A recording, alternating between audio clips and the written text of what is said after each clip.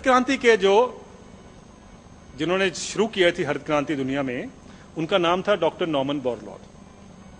Doctor Norman Borlaug जो थे वो नोबेल प्राइज से उनको बाद में, और दुनिया में जो हरित क्रांति हुई उसका कर्णधाता जो है वही थे। उन्होंने साथ मुझे याद है एक बार जब मैं पत्रकार था 20 साल पहले, तो मैंने एक बार उनकी इंटरव्यू की थी। तो मैंने उनसे पूछा कि पेस्टिसाइड्स इतने नुकसानदायक हैं, आप उसका उपयोग क्यों रिकमेंड करते हो? तो उनका जवाब ये छपा है इंडियन एक्सप्रेस में। उन्होंने कहा था कि पेस्टिसाइड्स आर लाइक मेडिसिन्स, और अगर आप इसको मेडिसिन की तरह उपयोग करेंगे तो इससे कोई नुकसान नहीं होगा। मैंने कहा अगर ये सच है तो एक किताब आई थी उस समय, साइलेंट स्प्रिंग, आप में से पता नहीं कभी किसने पढ़ी है। एक महिला ने, रेचल कार्लसन करके एक महिला थी, उसने एक किताब, अब तो वो है नहीं, उन्होंने किताब लिख दी साइलेंट स्प्रिंग कि पेस्टिसाइड से कैसे पूरे पर्यावरण पे नुकसान होता है, पक्षियों पर, तितलियों पर, वो सारे उन्होंने बड़े सुंदरता से उसका विवरण दिया। पहली बार किसने हिम्मत की थी किताब लिखने का? Silent spring. तो मैंने कहा ये जो किताब आई है जिसकी आज दुनिया भर में चर्चा हो रही है, तो ये क्या है? तो वो कहते हैं ये लोग वो हैं जो कि दुश्मन है सोसाइटी के, ये उन्होंने कहा था मुझे। और आज देखिए सोसाइटी उसी बात पे आ गई है जिसको हम दुश्मन कहते थे। आज सारी सोसाइटी ये मानती है कि ये जो केमिकल्स हैं ये हार्मफुल हैं, इनको हटाया जाए। भारत में हमारे कुछ साथियों ने 2002 में पार्लियामेंट में एक सवाल करवाया कि भारत में कितने केमिकल पेस्टिसाइड्स ऐसे हैं जो बाहर के देशों में बैंड हैं, हमारे देश में उपयोग हो रहा है। 2002 में हमें जवाब मिलता है 32 केमिकल जो थे वो बाहर के देशों में बैन थे, हमारे देश में उसका उपयोग हो रहा था। 2010 में फिर हमने ये सवाल पार्लियामेंट में करवाया, तब जवाब मिलता है कि अब ये 67 हो गए। तो आपको स्पष्ट हो जाएगा कि जो दुनिया में जब हम उसको निकालते जा रहे हैं, उसका उपयोग नहीं कर रहे हैं, वो सारे जो केमिकल्स हैं वो भारत में लाए जा रहे हैं, यहां उसका उपयोग हो रहा है। क्योंकि हम दुनिया का सबसे बड़ा डस्टबिन अगर दुनिया में है तो वो भारत है। कोई भी चीज ले आओ, ये कह दो कि विदेश से आई है, हम उसको एक्सेप्ट करते हैं। बिल्कुल जी। और ये एक और छोटा सा मैं उदाहरण दूंगा समझाने के लिए कि आजकल एक फैशन है ये वॉशिंगटन एप्पल का, ये फैशन है आजकल तो, और पिछले कई सालों से उसका इंपोर्ट है। किस टाइम पे बढ़ता है भारत में? दिवाली के टाइम पर, दिवाली में गिफ्ट देने की प्रथा है, उस टाइम पर लोग उसको इंपोर्ट करते थे वॉशिंगटन एप्पल्स को। और उसका एक लंदन में एक ऑर्गेनाइजेशन, उसका नाम है कैबी। कैबी ने एक स्टडी की है कि हर वॉशिंगटन एप्पल के अंदर 106 डिजीजेस होती हैं, जिसमें से 90 डिजीजेस ऐसी हैं जो भारत में नहीं पाई जाती। उनका हम इंपोर्ट करते हैं, बड़े खुश होते हैं और सबको, मित्रों को भी खिलाते हैं क्योंकि वॉशिंगटन एप्पल है ये। दुर्भाग्य की बात यह है कि हम तो जिसका उपयोग करते हैं वो अमेरिका में नहीं खाया जाता।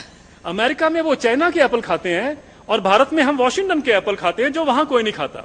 और मैं आपको दावे से कह सकता हूं कि अगर यही एप्पल हम वापिस भेज दें अमेरिका में तो अमेरिका उसको रिजेक्ट कर देगा। लेकिन क्योंकि वो अमेरिका से आता है तो हम सब बड़े खुश हैं। अमेरिका से जो भी आया, जैसे स्वामी जी ने पहले कहा आपको, केंचुओं की बात उन्होंने की थी। जब मैं स्टूडेंट था मैं सोचा करता था ये केंचुओं की हम बात क्यों नहीं करते। जब हम फर्टिलाइजर डालते हैं, केमिकल फर्टिलाइजर, तो केंचुओं को तो मरना ही मरना है। 4 घंटे के अंदर केंचुआ मर जाएगा अगर आपने केमिकल फर्टिलाइजर डाला, क्योंकि उसका सॉइल का पीएच इतना बढ़ जाता है कि केंचुओं को मरना पड़ता है। लेकिन केंचुओं का उपयोग तो सब जानते हैं। तो क्या कारण था ये कि केंचुओं को जानते हुए भी हमने इग्नोर किया? कारण ये मुझे पता चला 2-3 साल पहले एक खबर छपी कि अमेरिका के जो खेत थे उनमें केंचुआ था ही नहीं। और वो केंचुआ नहीं था तो उन्होंने अफ्रीका से केंचुआ इंपोर्ट किया, जो वहां जाके एक हेडेक बन गया, न्यूसेंस बन गया, एक बीमारी बन गई वहां पर। क्योंकि उनकी सॉइल में वो केंचुआ नहीं रह सकता। आप उनके पार्क छोड़ दीजिए, गार्डन वो जो होते हैं येलोस्टोन पार्क और ये, उसमें तो केंचुआ मिलता है आपको, लेकिन खेत में केंचुआ नहीं मिलता। क्योंकि एक तो टेम्परेचर सॉइल का जानते हैं आप, उनका बहुत नीचे जाता है, उसमें केंचुआ नहीं पनप सकता। और दूसरा है कि बर्फ वहां बहुत दिन रहती है, ऊपर 2-2, 3-3, 4-4 फुट, उसके नीचे भी केंचुआ नहीं पन सकता। पर्यावरण चाहिए केंचुओं को भी। लेकिन हमारे देश में तो केंचुआ था, हमारे देश में पर्यावरण था उसके लिए, लेकिन हमने उसको केंचुओं को पहले डिस्ट्रॉय कर दिया। किसी ने नहीं पूछा ये सवाल कि केंचुए का उपयोग है कि नहीं। आज 40-45 साल बाद हम वर्मी कंपोस्ट लेके आए हैं जो कि केंचुए की खाद है।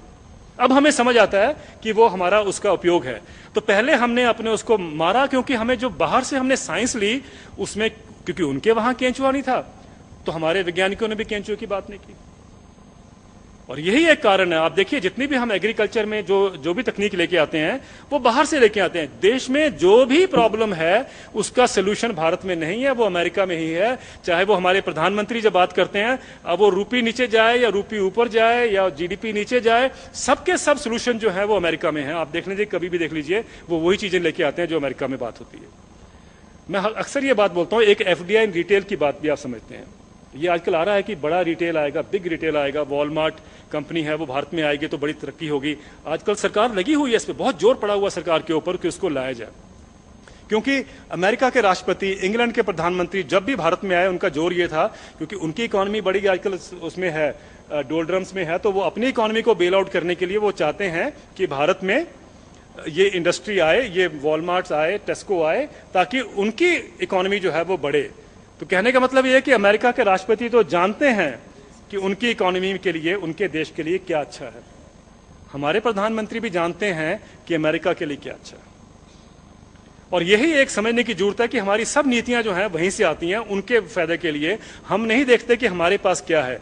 हम इसी के लिए आपको आज हमने कोशिश की कि आपको ये सारा जो विवरण दें पेस्टिसाइड्स का, केमिकल पेस्टिसाइड्स का, सिर्फ आज पेस्टिसाइड्स पे फोकस करेंगे। और उसके बाद फिर हम आपको ये भी बताने के कष्ट करेंगे कि हम क्या कर रहे हैं यहाँ से, जैसे कि किसानों भाइयों को केमिकल पेस्टिसाइड से निकाला जाए।